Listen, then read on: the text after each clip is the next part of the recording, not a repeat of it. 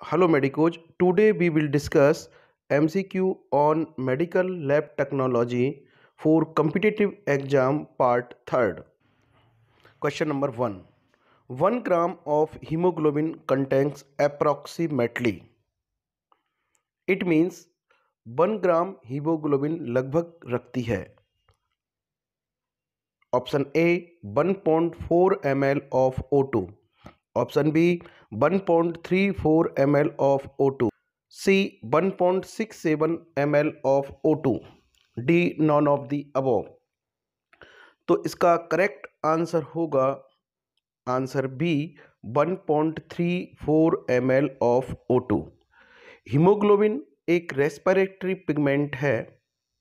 मतलब हीमोग्लोबिन जो आरबीसी में पाया जाता है से O2 के साथ रिएक्ट होकर O2 के साथ कॉम्बिनेशन कर ऑक्सी हीमोग्लोबिन बनाता है.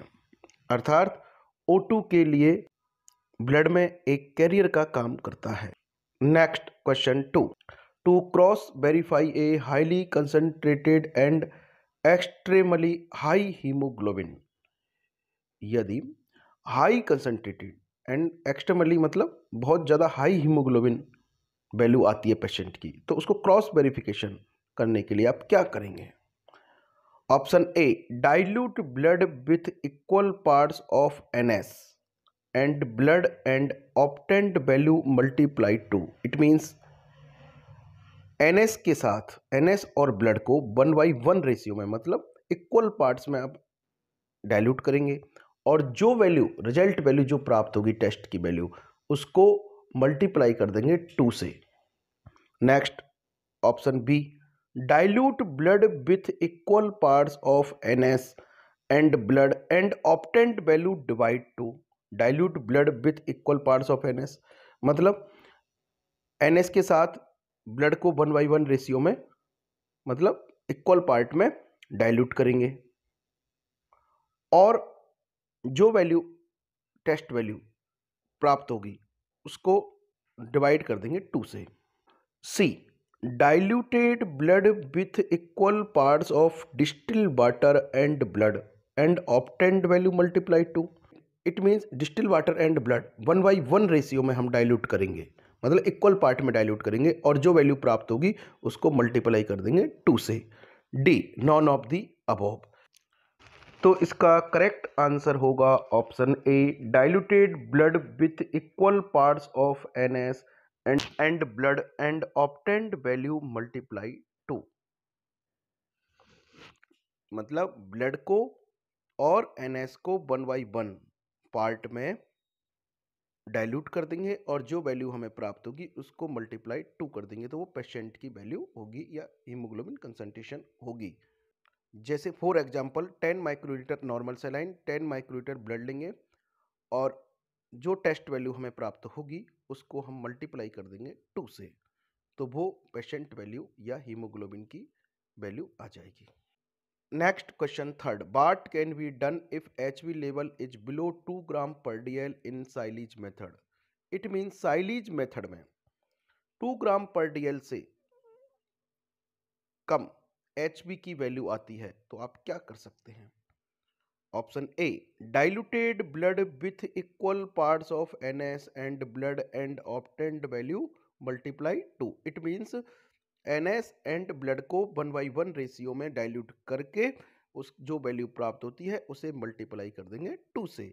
Option B take double quantity of blood 40 microlitre approximately 40 microlitre take double quantity of blood and obtained value multiply 2. It means blood जो साइलीज हीमोग्लोबिन मेथड में हम ब्लड की क्वांटिटी जो लेते हैं जैसे 20 माइक्रोलीटर लेते हैं तो उसको 40 माइक्रोलीटर मतलब डबल क्वांटिटी ले लेंगे एंड जो वैल्यू प्राप्त होती है उसे डिवाइड कर देंगे 2 से तो वो पेशेंट की वैल्यू हो जाएगी. Option C take 100 microlitre blood and obtained value multiply 4 मतलब 100 माइक्रोलीटर ब्लड लेंगे और जो वैल्यू प्राप्त होगी उसे 4 से मल्टीप्लाई कर देंगे. D none of the above. तो इसका करेक्ट आंसर होगा option B take double quantity of blood 40 microlitre and obtained value divide 2 मतलब साइलीज मेथड में 20 माइक्रोलीटर ब्लड लेते हैं उसके स्थान पर हम 40 माइक्रोलीटर ब्लड लेंगे और जो वैल्यू साइलेज मेथड में हमें प्राप्त होगी हीमोग्लोबिन की, उसको डिवाइड कर देंगे 2 से, तो वो हीमोग्लोबिन की पेशेंट वैल्यू होगी। एक ही जनरल मेथड है, जब टेस्ट वैल्यू बहुत वेरी हाई आती है तो सैंपल को डाइल्यूट करते हैं, और जो डाइल्यूशन फैक्टर होता है उस डाइल्यूशन फैक्टर से जो वैल्यू प्राप्त होती है उसे मल्टीप्लाई कर देते हैं।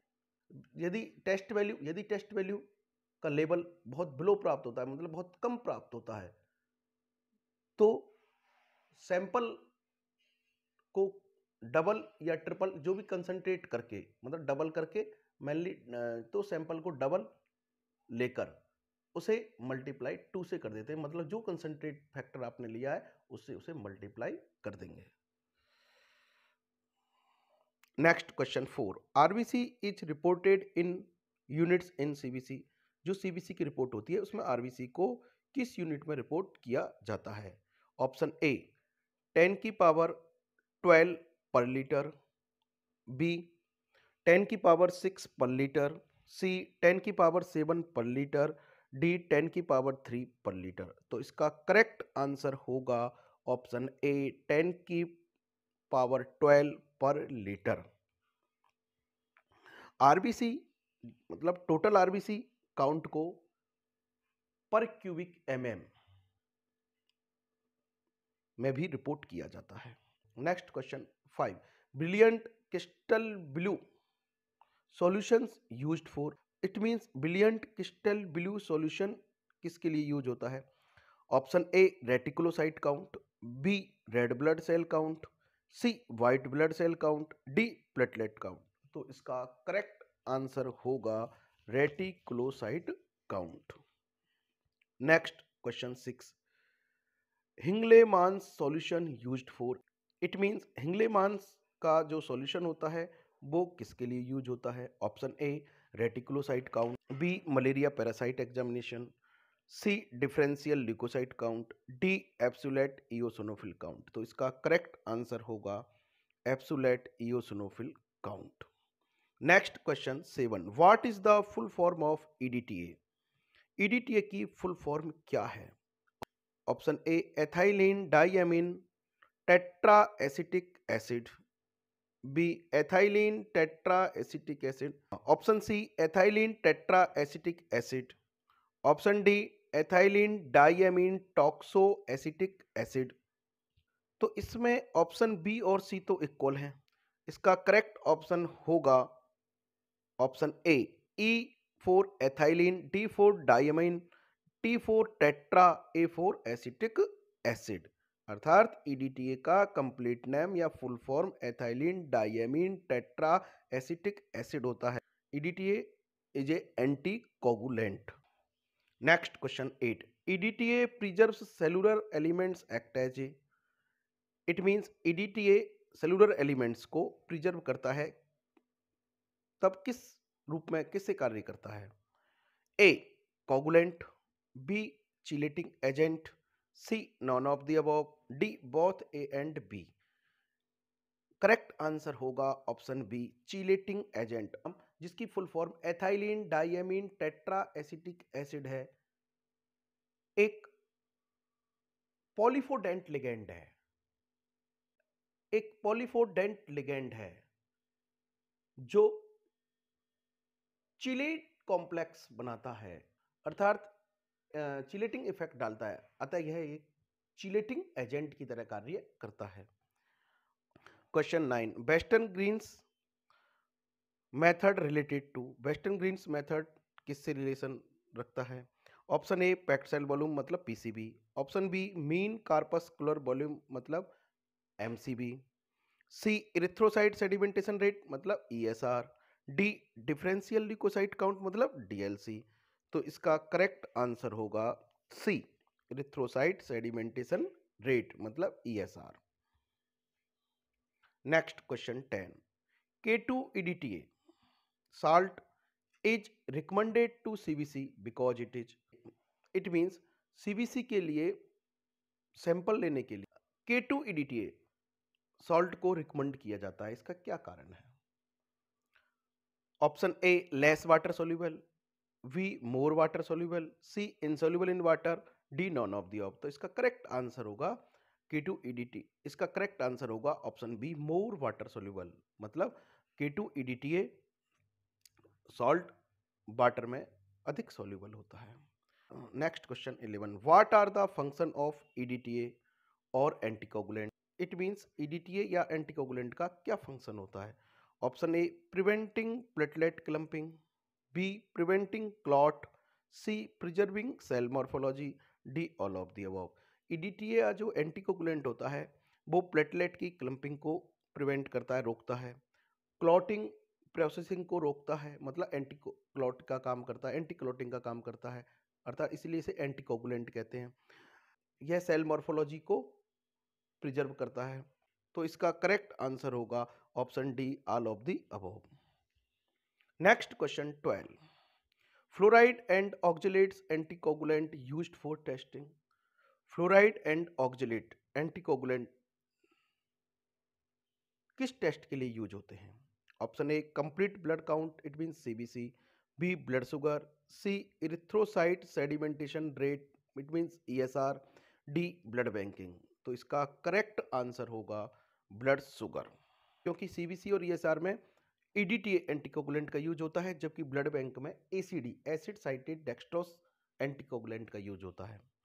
नेक्स्ट क्वेश्चन 13, 4.0 ग्राम पर DL EDTA anticoagulant used for testing।